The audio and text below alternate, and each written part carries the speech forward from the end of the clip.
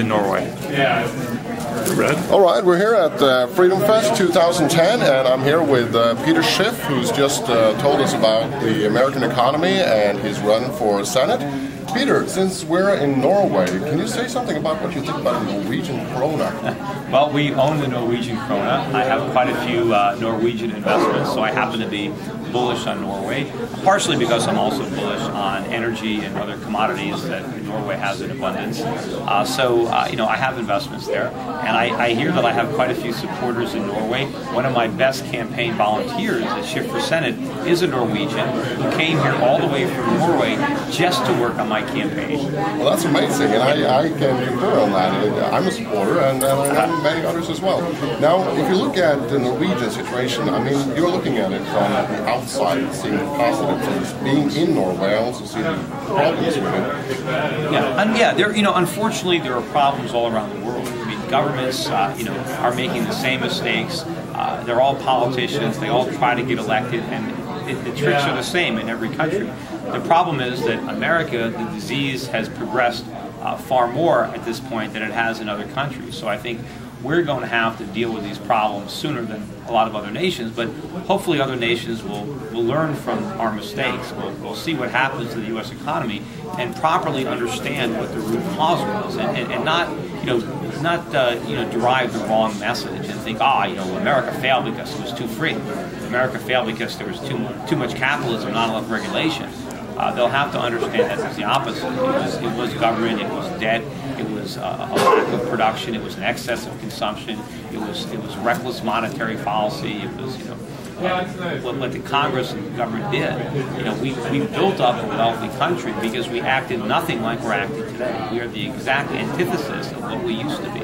All the things that made us great, we've abandoned, and we've embraced the policies that kept other nations down. Right. If you go back to the Norwegian krona again, you like the krona, of course, but do you like also direct investments in Norway? Yeah, well, we own quite a few Norwegian stocks. There's probably at least half a dozen individual Norwegian stocks that we own in my mutual fund and my managed accounts. And for people who strictly want currency portfolios, the Norwegian krona is one of the ways that we go for exposure in Europe, because I'm generally looking to underweight the euro as far as my European exposure. So to try to still maintain European currencies, I'm mainly looking at the Swiss franc and the Norwegian krona. All right. How would you time an entry into the Norwegian krona and an exit out of it?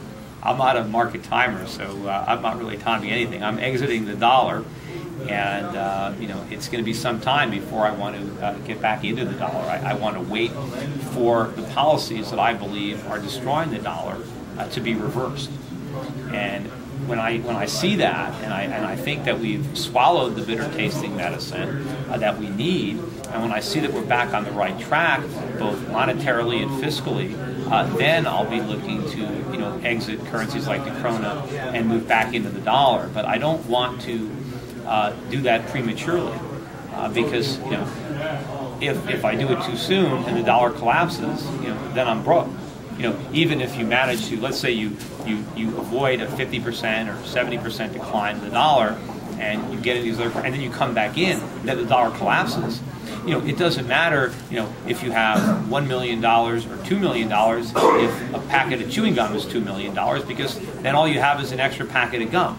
So the fact that you were able to preserve some of your wealth, it means nothing when it ultimately collapses. So the danger is going to be to get into the dollar too soon. So I'd rather do it too late. I'd rather really make sure that the tide is turned and that it's safe to get back in. Now, in Norway, we are under the hypothesis, being contrarians in Norway, that there might be a bubble in the Norwegian kroner because people are waking up to the same kind of arguments that you are making. I mean, you're early in this, but more people will start fleeing out of the dollar and seeking something. So we're expecting a bubble in Norwegian kroner.